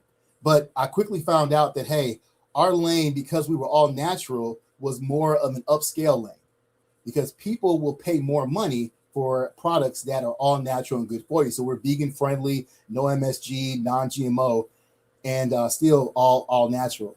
So we started to go, like I said, to a luxury lane or what have you. So that got us into luxury hotels, private airports, private airport lounges, marinas, and also golf courses, which turned into us being the actual official chip for the Masters 2 years in a row. The name Symphony. So real simple, Roland. My dad believes that every bite should be harmonious, so we named it the Symphony. All right, that makes a lot of sense. Questions from the panel. Let's see. Who's the biggest chip eater on here? I think Larry is probably the king of the late night snacks. I don't do late night snacks, but I love chips.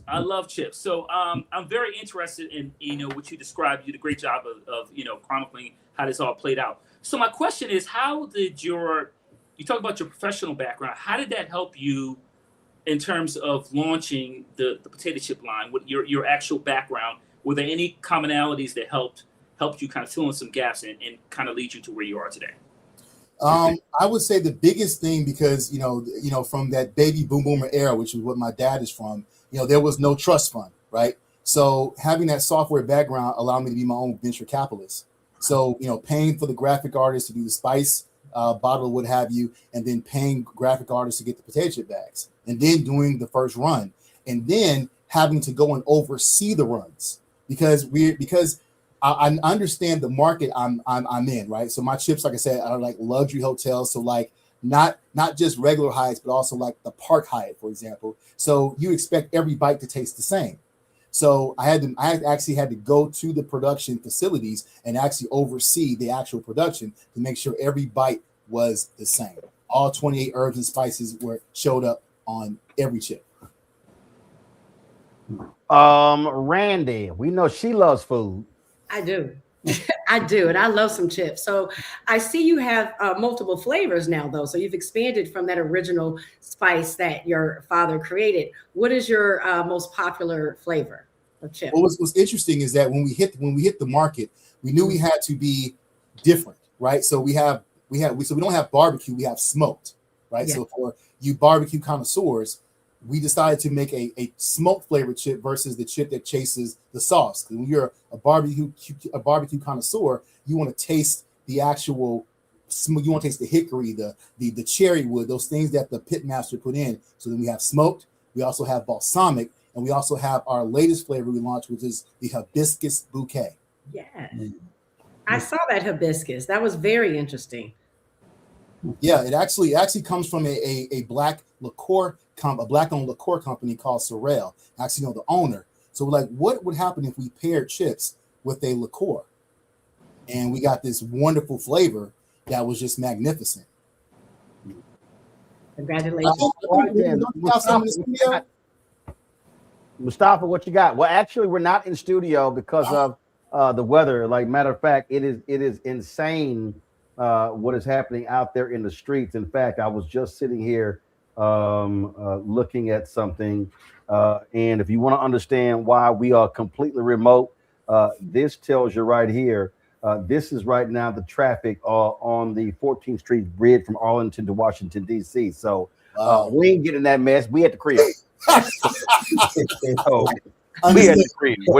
I told the staff, everybody stay at home. Don't bother to get out in this mess. We can do the show remotely. And so when we get back in the studio, we'll be able to test the chips. Mustafa, go. Yeah, I was like, when I was looking at that picture, I was like, brother, if you could get those chips to everybody who's stuck in traffic, you would be all right. Brother, I'm curious. So first of all, congratulations. Where is Symphony of moving to over the next couple of years? So again, because like I said, we're more of a luxury brand. So we found out. So we're moving into like Fortune 500 companies, like moving into their break rooms, for example, and then we're just expanding our footprint into not only hospitals but also the game industry as well. So it's 2026 is going to be a phenomenal year for our company. Somebody asked on the YouTube chat, would you define these as healthy? Absolutely, because we don't have any artificial flavors. No additives. Again, it's all natural, vegan friendly, no MSG, non-GMO. And again, it features our 28 herb and spice proprietary blend. So nobody else on the market has our flavors. Nowhere. All right, then. Folks, if y'all want to get these chips, the Symphony chips, do me a favor, go to shopblackstarnetwork.com. Shopblackstarnetwork.com. You see this here? An orchestra of flavor. Original pack, 12-pack is $52.99. These are premier chips, and so you want to check that out. And so, folks, go to shopblackstarnetwork.com. Shopblackstarnetwork.com. DeAndre, we appreciate it, man. Good luck. Thank you so much, Roland. It's a pleasure being on your show. And everybody, Symphony Chips is out there. Go and get them. They're online right now. Get your bag. Shopblackstarnetwork.com. All right, we appreciate it. Thanks a bunch. Let me thank Larry. Let me thank Randy. Let me thank Mustafa for being on today's show. I certainly appreciate it. Thank you so very much. As I said, y'all stay warm. Well, Larry, your ass in Florida, so we know you warm. So you ain't got to worry about it. But Yeah, Mustafa I'm and good. Randy, yeah, you good. Mustafa and Randy, stay away from the ice and snow. It's causing way too many problems on the East Coast. So we appreciate it. Thanks a lot, folks. That's it for us. We got to go. Do me a favor, y'all.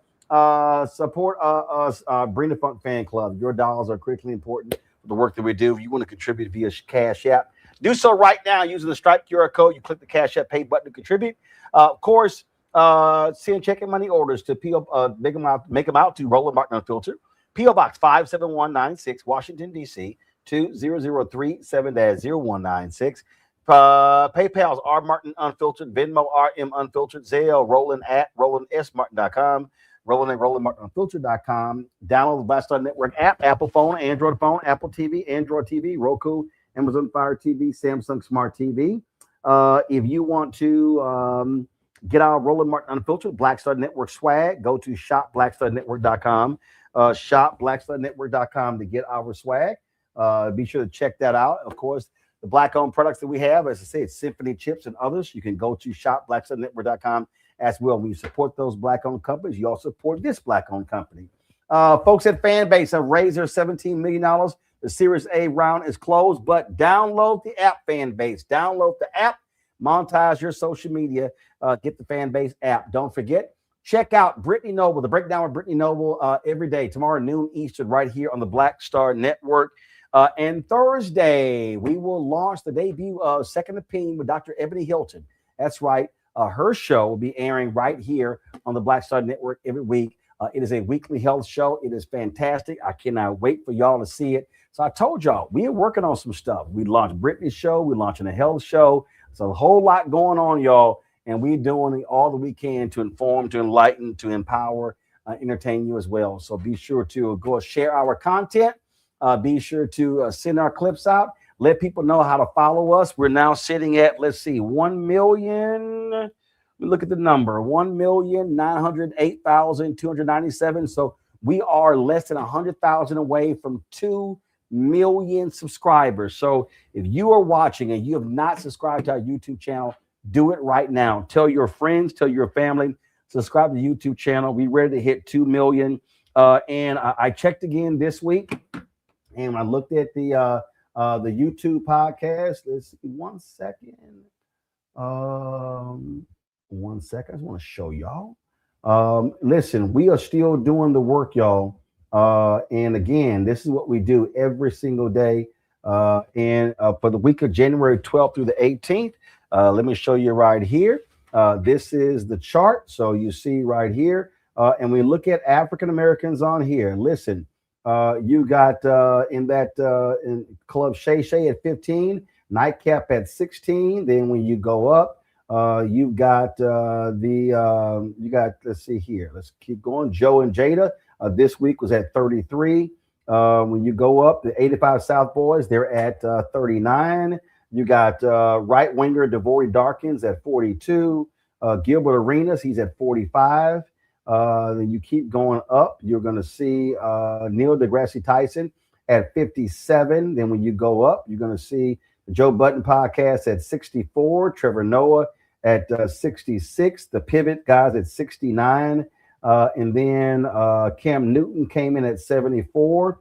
The 520, Jeff Teague and those guys, 520 in the morning, they're at 80. And we're right here at 85. And so listen, we're still in the top 100. And the bottom line is this here. We are the only, Roland Martin Unfiltered is the only black owned, first of all, black news show in the top 100. That's critically important. Ain't nobody doing what we're doing, folks. And I say that all the time. It's important. And so we're out here speaking to the issues. Everybody else you're seeing, you're talking about entertainment folks and others. In fact, you go down here, Candace Owens, she snuck in a 100, top 100. She's at 97. But the reality is, when you talk about who's centering African Americans, speaking to our issues, only this show at number 85. And so, again, we got to be able to have our voices. And listen, there's no black female on this list. We want to make that happen too. That's what we're building, the content that we're building. So we got the other side of change. We got that show with Bria and Jamira. Of course, we got Ebony show coming on. We've got Britney show coming on. We've got Reverend Dr. Jackie Hood Martin show. We got Dr. Greg Carr's show. Again, I really want to launch a business show. And so your support is really critical for us being able to do that. Folks, that's it. I'm going to see y'all tomorrow right here. I don't know. I might be at the crib tomorrow. I might be in the studio. We don't know how this weather is. Hopefully the roads are no longer iced in snow. I want to make sure that our staff is safe. And so we want to put anybody in harm's way. So we'll see what happens right here. Roland Martin Unfiltered on the Black Star Network. I'm going to see y'all tomorrow. Holla!